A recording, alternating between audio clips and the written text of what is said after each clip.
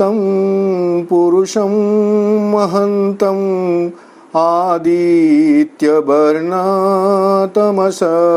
परस्तात् त्वमेव विदित्वाति मृत्युमेति नान्यपन्था विद्यते अयनाय।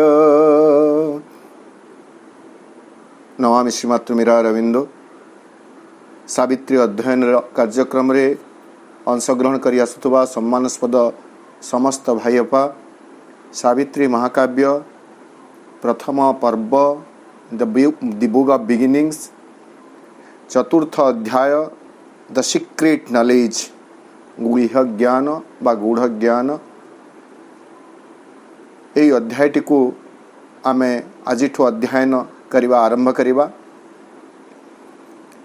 सावित्री महाकाव्यर पृष्ठ 46 रु नहीं करी 73 पृष्ठ पर्यंत जदि पृष्ठ संख्या गणिबे 28 पृष्ठ, जहाँ 7टी विभाग रे विभक्त होईछि एवं 966 line 966 lines are there in this chapter.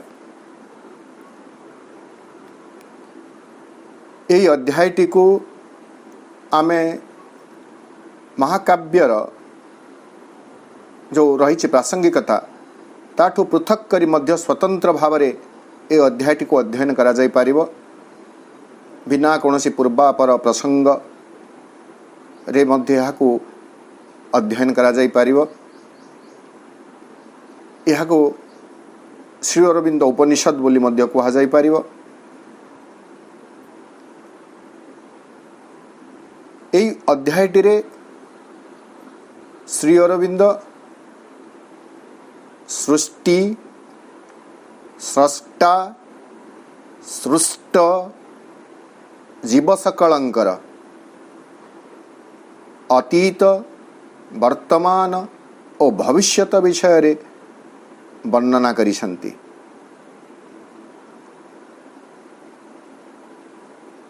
तेणु ए अध्यायटी को अध्ययन करुवा समय रे आमे से विषय सचेतन हेबा। विशेषकरी मनुष्यर जो गोटे महान नियति रही से संबंध में श्री अरविंद ठारे स्पष्ट होइछंती।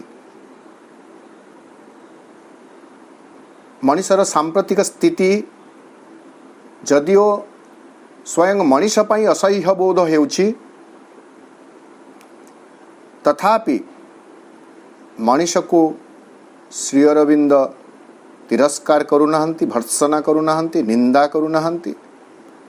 एक असहाय जीव भाव में परित्यक्त एक जीव भाव से विचार करुनाहंती, बरं मनुष्य को भगवानंकर सर्वश्रेष्ठ सृष्टि भाव में से ग्रहण करिसंती एवं मनुष्य भितर एभली एक उत्साह, एभली एक प्रेरणा, एभली एक दिव्य आह्वान प्रदान करुछंती जहा मनुष्य को देवसत्ता रे उन्नीत हेबा पई निश्चित भाव रे सहायक हेबो। एही ज्ञानटी होची गुह्य ज्ञान। श्वेताश्वेतर उपनिषदर जो मंत्रटी मु आवृत्ति कली ताहा अर्थपूर्ण थिला, प्रासंगिक थिला बोली मंत्र आवृत्ति कली।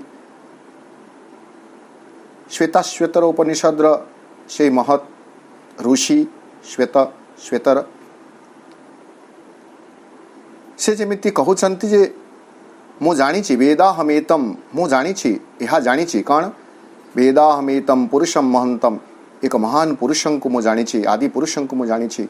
आदित्य वर्ण तमस परस्तात्, समस्त अंधकार को दूर कर देबा पई जे आदित्य वर्ण धारण करिछंती तांको जणे जेतेबेले जानि जाए सेतेबेले से मृत्यु को मध्य अतिक्रम करि जाए एवं तांको जानिबा छड़ा आम पाखरे अन्य उपाय किछि नाही। यहा को आमे मध्य गोटे प्रकार सीक्रेट नॉलेज कहि परिबे।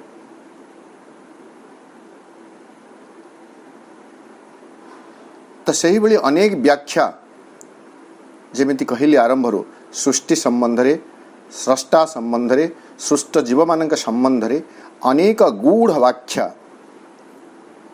श्री अरविंद एही अध्यायटी रे वर्णना करिसंती। आमे आमर शक्ति सामर्थ्य ज्ञान माध्यम माँ निकट में समर्पण एक भाव नहीं प्रभु प्रति एक कृतज्ञतार भाव नहीं ये अध्यायटी को अध्ययन करिबा। पृष्ठ 46 On a height he stood that looked towards greater heights.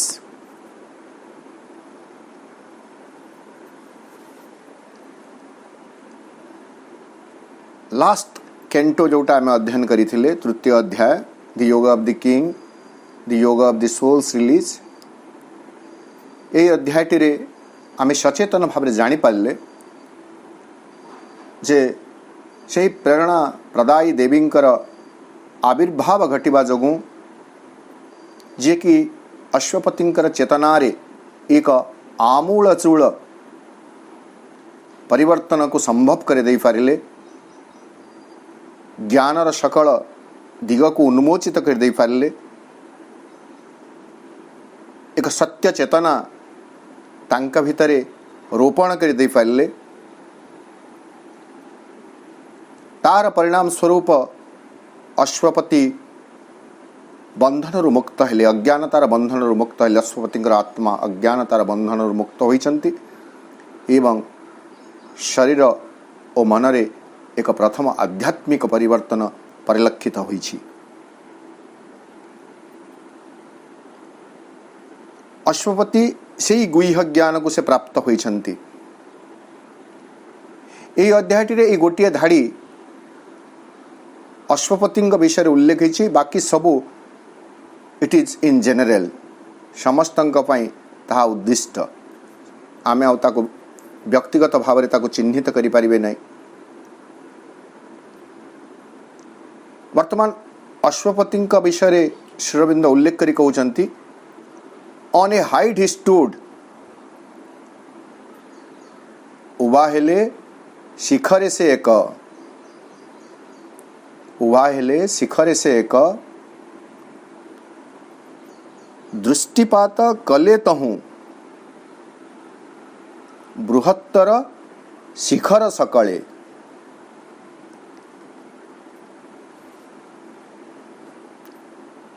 On a height he stood ये जो अज्ञानतार बंधन से मुक्त होइछन्ति तार परिणाम रे चेतनार एक शिखर से उपनीत होइछन्ति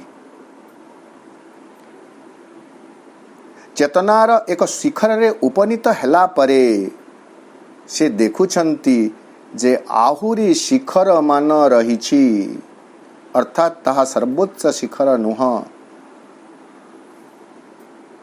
या हेउछि अश्वपतिंकर महानता।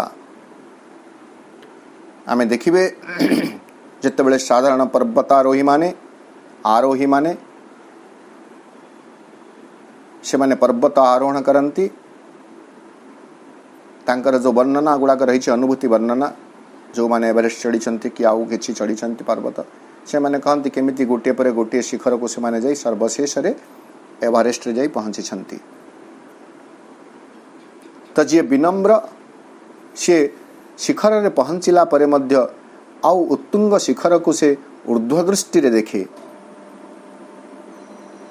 आउ जो माने अहंकारी इगोइस्टिक बोली आमे कहिबे से माने काण करंती नहीं किछि उच्चता को उठी गला परे ऊर्ध्व को न देखी से माने तळ को देखंती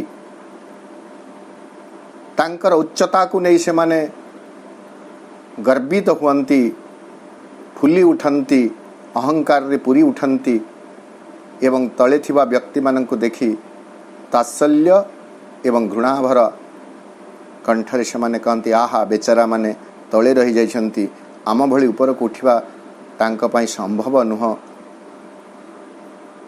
किंतु अश्वपति तो सेमिति एक व्यक्ति नुहंती ना से अज्ञानतारु मुक्त होइछन्ति अहंकारु मुक्त होइछन्ति स्वार्थ दाबीरु मुक्त होइछन्ति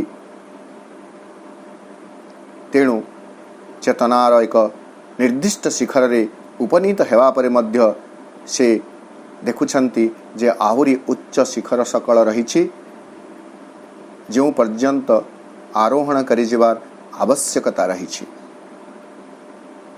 सेटा परवर्ती समय आम आलोचना करेंगे जोटा बुक 2 जोटा अच्छी book of the traveller of the worlds केमिति चेतनार गोटे शिखर पर आउ गोटे शिखर को अतिक्रम करी जाई से सर्वशेष एक विश्वमय चेतनार विश्वमय आत्मार प्रांतरे जाई उपनीत होइछंती।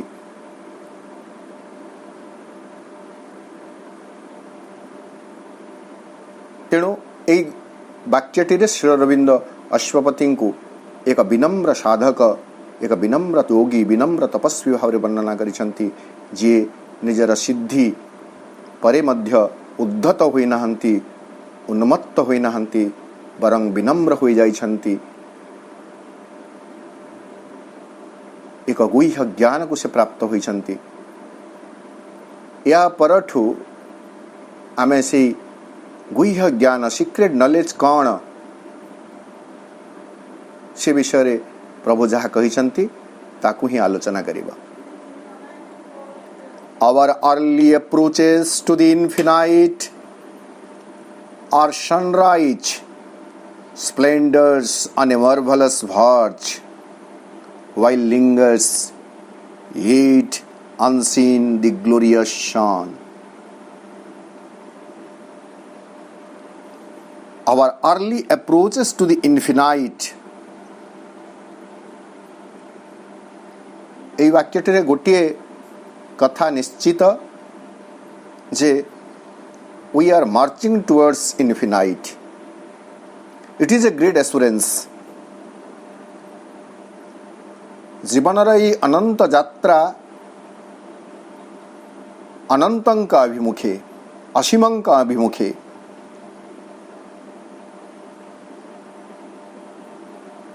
तो असीमंक अभिमुखे आमर जो यात्रा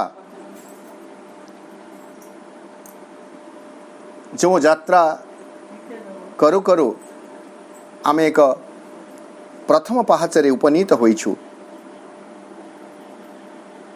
यहा किभली ताकु श्री अरविंद कहउचंती are sunrise splendours on a marvellous verge. यहा हेउची एक मार्वलस वर्च एक विस्मय भरा प्रांतरे महिमामय एक सूर्योदय सदृश किंतु व्हाइल लिंगर्स येट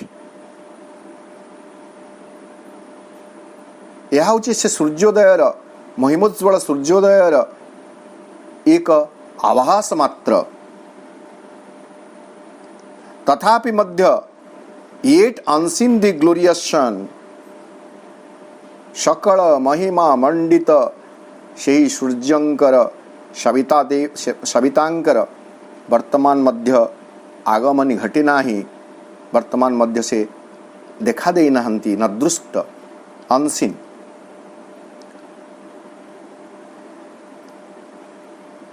आमे देखिबे जेतेबेले बाल सूर्य को आमे देखुछु ताम्रवर्णर सूर्य से मध्य आम पाई गोटे चमत्कार ज्योतिर्मंत होई प्रकटित होई थांती से ज्योति गोटे भिन्न प्रकार किंतु ताहा हेउची एक आभास मात्र तार पश्चात वर्तमान पर्यंत से महिमोज्वल सूर्य देवतांकर आगमनी घटी नाही। ठीक सेमिति our early approaches to the infinite साधनार प्राथमिक पर्याय मध्य भगवानंकर एक स्पर्श भगवानंकर एक सुखद उपस्थिति साधक हुए तो अनुभव करि पारंती किंतु से अर्ली अप्रोचेस होची सेटा जे जहा से भगवान को बा सही परम चेतना को ता जीवन रे से मूर्तिमंत भाव में प्रतिष्ठित करि पारिबो जहा वर्तमान पर्यंत संभव होई नाही। तेणु आज पर्यंत मनीष तार आध्यात्मिक यात्रा रे जहा किछि सिद्धि प्राप्त करिछि ताहा हेउछि सेही नदृष्ट परम सूर्यंकर आगमनी पूर्वर एक ज्योतिर विकिरण मात्र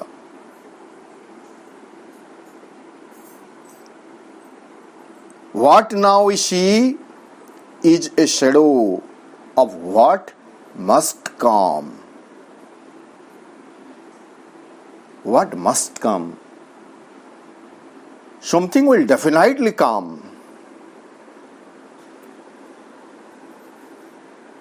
तो वर्तमान आम जहाँ देखुछु, what now we see,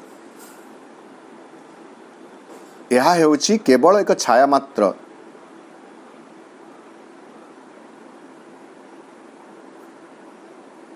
कहार छाया नहीं, what must come, आसीब जहा दिने निश्चित.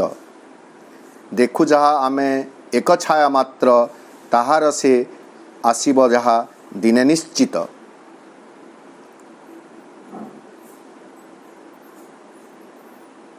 एक गौरवोज्ज्वल महिमोज्ज्वल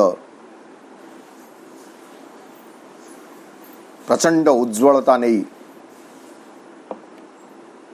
आसीबा को थिबा सूर्यंकर एक पूर्वभास स्वरूप आमे देखुछु. अर्थात मनुष्य जीवन रे जहाँ किछि उपलब्धि, यही उपलब्धि को आमे आध्यात्मिक उपलब्धि बोली कहि पारिबे. अद्यावधि जहाँ किछि अध्यात्म उपलब्धि वर्तमान पर्यंत मनुष्य करिछि, ताहा हेउछि एक छाया जो सर्वोच्च उपलब्धि तथापि ताहाकु अपेक्षा करि रहिछि.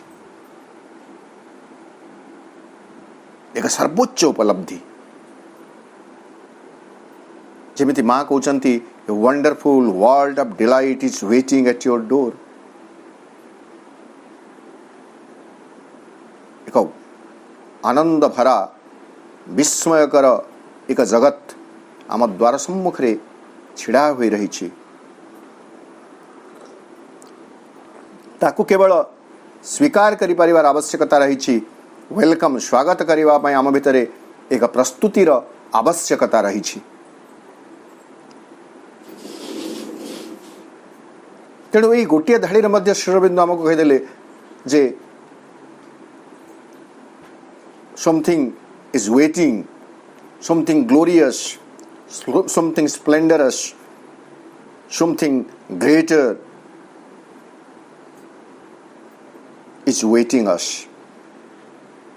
and must come. माँ बही षष्ठ अध्याय शेष पाराग्राफ किसी लाइन को आपण मान स्मरण कर दे पारिबी. जदिव लाइन गुड़ी मुखस्थ नुहे, केवल तार भावार्थटी कही दूची. नहीं, अति मानस रूपांतर नियति निर्दिष्ट हो सारी.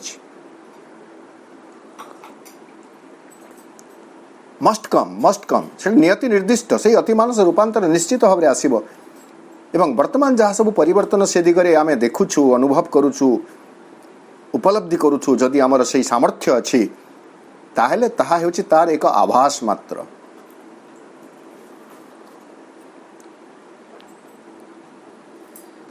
The hour's uplook to a remote unknown is a preface. Only of the epic climb of human soul from its flat earthly state to the discovery of a greater self and the far gleam of an eternal light.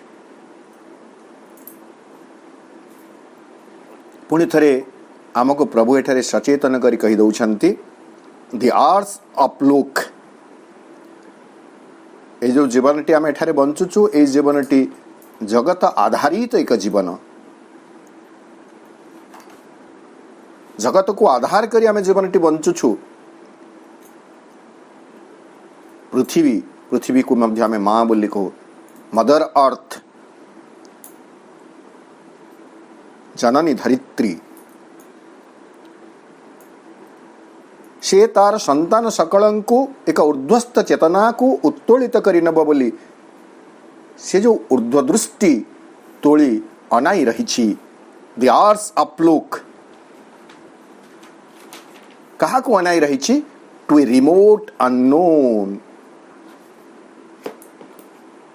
सुदूर प्रांतरे थिबा एक अज्ञात सत्ता को.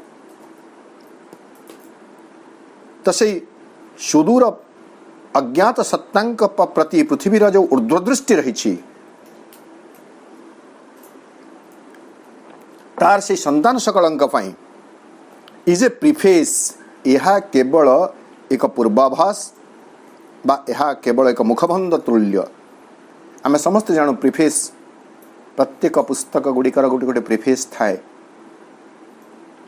एवं preface T को जदि आम पढ़ी दो ताहले बहीटी भितर कौन सब रही तार एक सूचना आमको मिल जाए। तेणु बहीटी पढ़ा पूर्वर प्रिफेस टी पढ़ा निहाती आवश्यक भली मो मन करे, कारण प्रिफेस टी पढ़ीदेला पुस्तकटी भीतर को प्रवेश करने उत्साह आसे, प्रेरणा आसे एवं प्रिफेस टी ही पुस्तकर सबुजाक सार वस्तुर कथा उल्लेख कर दिए। तेणु अज्ञातंक सुदूर अज्ञातंक प्रति पृथ्वीर ए जो ऊर्ध्वदृष्टि यह होची एक प्रिफेस, आभास, पूर्वाभास। कहार पूर्वाभास? Only of the epic climb of human soul. Epic climb of human soul, it is a climb of human soul. मनीष अंतस्थ आत्मांकर यह हेउची एक आरोहण पर्व। But this climb is not ordinary, it is epic like महा आरोहण पर्व बरंग आम कही पारिबे। ये जो महा आरोहण मनुष्य अंतस्थ आत्मार ए जो महा आरोहण पर्वर एक पूर्वाभास हेउची सुदूर अज्ञातंक प्रति पृथ्वीर ए ऊर्ध्वदृष्टि।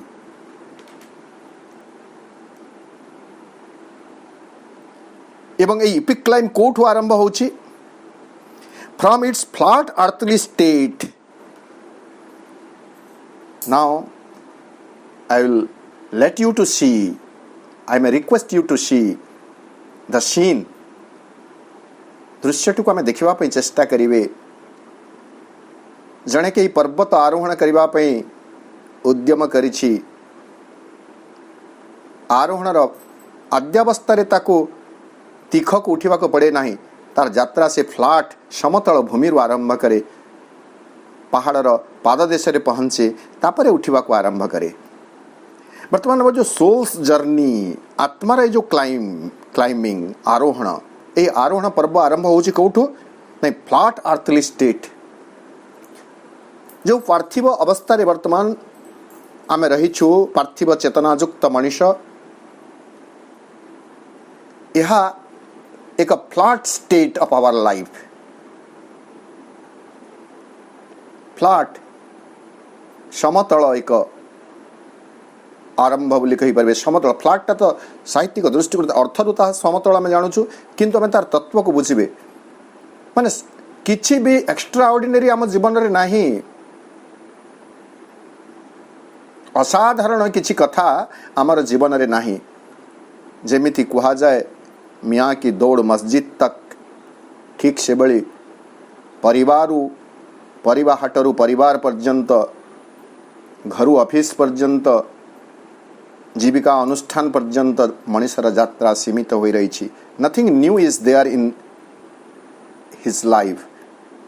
मनुष्यर जीवन में किसी भी नुआ केबे भी घटू नहीं। चेतनार एक जागृति, समुन्नत जागृति, महनीय जागृति अद्यावधि मनुष्यर जीवन में संभव होई नहीं। भौतिक जीवन पाई सुख समृद्धि साउटिबा पाई प्रयासरत थिबा मनुष्यर एई भली एक स्थिति को कौन कहा जाई परिबो? A flat earthly state. Nothing new is there, nothing extraordinary is there in its life. The same thing repeating again and again. सकाळ उठिबा मात्र के जीवन जीविका जंजाल रे व्यस्त मनुष्य रात्रि रे थकी पड़ी सोई जाए, पुणी थे सकाळ को आरंभ करिवो, जोटा को आम प्रथम अध्याय आलोचना करिछु, बुक ऑफ बिगिनिंग से जोटा कहा जाइछि। एकदम सूर्योदय ता पई विशेष किछि महत्व वहन करे नाही। केवल से पुरातनतार पुनरावृत्ति पई ता भितरे जहा एक उत्साह थाए बा ता भितरे जहा सब एक प्रेरणा थाए, नूतनता पाई ता भितरे अद्यावधि एक स्पष्ट प्रेरणा जागृत होई नाही। तो ए फ्लैट स्टेट रु क्लाइंबिंग आरंभ हेबो and that is why it is an EPIC climb. यह एक महा आरोहणर पर्व। जीवनर एक समतल भूमि पार्थिव जीवनर एक समतल भूमि जदि आम प्रभुंक अनुसार देखिए बर्तमान आम तो डेस्टिनेशन भी फिक्स्ड हो जाए तेणु समतल पार्थिव जीवनर समतल भूमि से दिव्य चेतनार समुच्च भूमि पर्यंत को जो आरोहण करी जीवार जो यात्रा ताहार यह हूँ एक पार्थिव एक एक पूर्वाभास प्रिफेस। आउ कौन से जो फ्लैट स्टेट रू से जीव यात्रा करिवो क्लाइम करिवो आरोहण करिवो कौन हेबो नहीं to the discovery of a greater self.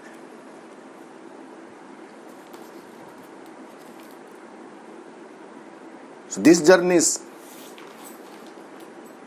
as Columbus starts his voyages discovering कथा में समस्त जानिचु जल प्रथमे जलपथर आविष्कार कथा कह जाए कलम्बस कर भारत आविष्कार उद्यम कह जाऊ भास्को डा गामा जलपथर आविष्कार उद्यम कह ठीक सेमिति डिस्कवरी मनीष डिस्कवर करिवो to the discovery of a greater self. वर्तमान पर्यंत आमे घोषीछु कौन घोषीछु नहीं आम भितरे आत्मा विद्यमान जहाँ होची भगवान एक स्फुलिंग। उपनिषद आमको शिखेदेला वेद आमको शिखेदेला अंगुष्ठ मात्र पुरुषंतरात्मा सदा जनानां हृदय सन्निविष्ट।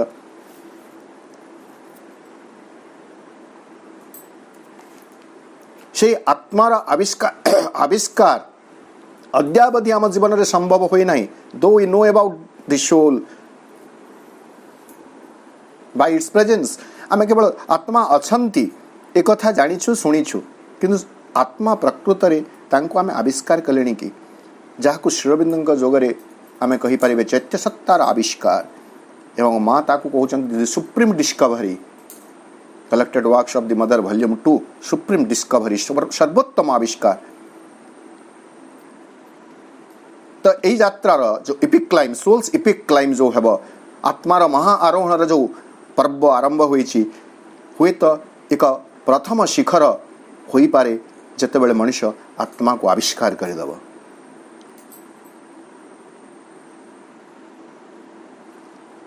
एवं से कौठु तार यात्रा आरंभ कर फ्लैट अर्थली स्टेट एकदम तथा कथित दैनंदिन पार्थिव जीवन यात्रा आरंभ करी से तार अंतस्थ आत्मसत्ता को आविष्कार करने आरोहण कर चली to the discovery of a greater self. महत्तर सत्ता आत्मसत्ता नुहति महत्तर सत्ता से महान सत्ता से परम सत्ता तांकु से आविष्कार करिवो and the far gleam of an eternal light. There is an eternal light से far gleam of an eternal light शाश्वत आलोकंक से जो सुदूर शाश्वत आलोकर एक मृदु ज्योति एक झलक को से आविष्कार करिवो। यही प्रसंग रे आमे जो आर्ट्स अपलोक बोली कहले प्रभु तार एक चरम संभावनार कथा मध्य उल्लेख करा जाइछे सावित्री महाकाव्य रे 692 पृष्ठारे से कथा आम आलोचना कर सारीचु केवल आपण मानकु सूचे देवाई मु कहूँ पृथ्वीर ये ऊर्ध्वदृष्टि कदापि अहेतुकी नुह एक उद्भट कल्पना नुह। 692 पृष्ठारे प्रभु कहउछन्ति if earth can look of to the light of heaven if टी जदिओ लगी यह वास्तवतार परिपूर्ण if earth can look up to the light of heaven and hear an answer to her lonely cry. पृथ्वी केवल निर्निमेष नयन रे ऊर्ध्वदृष्टि तोली सुदूर अज्ञातंकु देखुची ताहा नुह तार जो लोनली क्राय निसंग जो प्रार्थना से निसंग प्रार्थनार जो उत्तरटी आसुची से उत्तर को जदि से शुणी पारिबा पई सक्षम हुए, अर्थात पृथ्वी जदि ऊर्ध्वस्त स्वर्गीय आलोक को देखिबा पई सक्षम हुए एवं तार निसंग प्रार्थनार उत्तर को शुणिबा पई सक्षम हुए, not when they are meeting, तांकर मिलन केबे हेले वृथा नुह, भूमि और भूमार मिलन केबे हेले वृथा नुह, अवास्तव नुह, कल्पना विलास नुह, उद्भटता नुह, यह होची का वास्तवता। पुणी प्रभु कहउचंती nor heaven's touch a snare, nor heaven's touch a snare, स्वर्गीय व स्वर्गर स्पर्श एक स्नेयर नुह, जाल नुह, पास नुह। तेणु यही कथा संभव हेब ही हेब।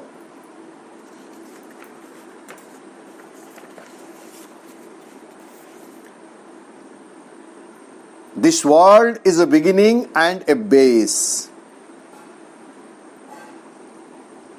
where life and mind erect their structured dreams. An unborn power must build reality.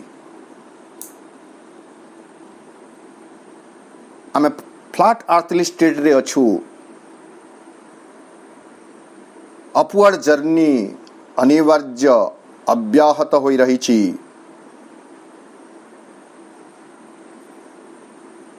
किंतु तार भित्तिभूमि होची कोन? दिस वर्ल्ड, यही जगत। श्री अरविंदक विशेषत्व होची या जे यही जगत को छाड़ी अन्य जगत को पलायन, अन्य लोक को पलायन, यह श्री अरविंद आमको शिखाऊ नाहंती, बताऊ नाहंती। जहा किछि आमको संभव करिवार अछि ताकू एठारे ही संभव करिवार अछि, एठारे ही साकार करिवार अछि, एठारे ही ताकू एक सफल रूप प्रदान करिवार अछि। This world is a beginning and A base. यही जगत है से एपिक सोल्स, एपिक क्लाइम रो एक भित्ति भूमि, आधार भूमि एवं अयमारंभ। एठु यात्रा आरंभ है यही जगत रु, पार्थिव जीवन रो फ्लैट अर्थली स्टेट सेठु यात्रा आरंभ हेबो। एवं यही भित्तिभूमि रे, यही जगत रे कान होची नै, where life and mind, capital L capital mind, everything is being regulated, is being operated by the life force and mind. आमर जो प्राण शक्ति एवं मन रही ताहा से विश्व प्राण एवं विश्व मन द्वारा परिचालित होउछि एवं विश्व प्राण और मनर प्रचोदनारे से विश्व प्राण और विश्व मन से माने कण करूछंती, ए स्थूल जगतर भित्तिभूमि उपरे से माने तांकर स्वप्नर अट्टालिका मान तोलुछंती। अर्थात जहा किछि उपलब्धि आज पर्यंत मनुष्य करिछि एई जगतरे ताहार नायक होइछंती प्राण और मन एवं स्ट्रक्चर्ड ड्रीम्स, यह स्वप्नर महल, स्वप्नर इमारत। किंतु यही स्वप्न को वास्तवतार रूप देव किए? प्राण और मन ऊर्ध्वस्त एक महाशक्ति, ताकू श्री अरविंद कहिले an unborn power, but that power is yet to be born, yet to be manifested. An unborn power, अजात एक महाशक्ति, एक दिव्य शक्ति, एक पराशक्ति, आमे ताकू बंधनी भितरे अति मानस महाशक्ति बोली हुए तो कही दे पारिबा, हुए तो नहीं निश्चित भाव कहिबा।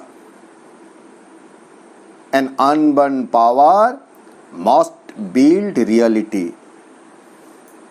The dream structure of the mind and life would be transformed, would be translated into reality by an unborn power.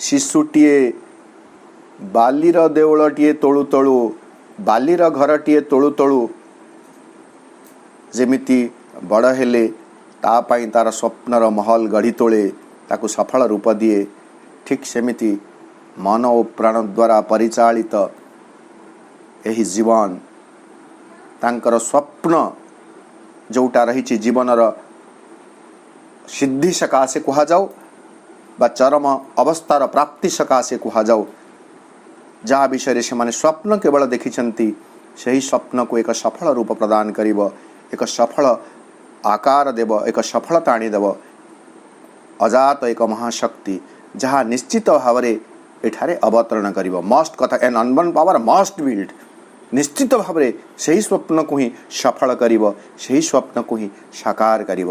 କେଉଁ ସ୍ୱପ୍ନ? ଯେଉଁ ସ୍ୱପ୍ନ ମଣିଷ ତା'ର ଆବିର୍ଭାବ ହେଲା ଦିନଠୁ ଦେଖି ଆସିଛି, ଯାହାକୁ ଶ୍ରୀ ଅରବିନ୍ଦ ଲାଇଫ୍ ଡିଭାଇନ୍ରେ କହୁଛନ୍ତି god, light, bliss, freedom, immortality. These are the dreams man has dreamt since its appearance upon this earth. ଯେଉଁ ଦିନଠୁ ମଣିଷ ଏ ପୃଥିବୀ ପୃଷ୍ଠରେ ଆବିର୍ଭୂତ ହେଲାଣି ସେହି ଦିନଠୁ ମଣିଷ ଏସବୁ ସମ୍ଭବ କରିବା ପାଇଁ ସେ ପ୍ରୟାସଶୀଳ ହୋଇ ରହିଛି, କିନ୍ତୁ ତା'ର ଯେଉଁ ମନ ଓ ପ୍ରାଣର ଶକ୍ତିକୁ ନେଇ ତାହା ସେ ସମ୍ଭବ କରିପାରୁନାହିଁ।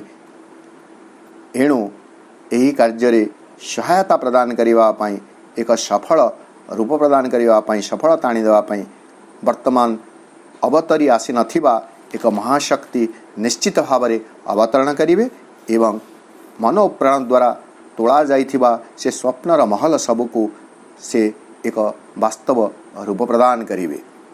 ଅର୍ଥାତ୍ ମଣିଷ ଯାହା ସ୍ୱପ୍ନ ଦେଖିଛି ତାହା ଅବାସ୍ତବ ନୁହଁ, ଉଦ୍ଭଟତା ନୁହଁ, ତାହା ନିଶ୍ଚିତ ଭାବରେ ଏକ ମହାଶକ୍ତି ଦ୍ୱାରା ସଫଳ ହେବ, ସାକାର ହେବ। ଆଜି ଆମେ ଏଇଠି ରଖିବା ପୃଷ୍ଠା 46 ଲାଇନ୍ 13ରେ।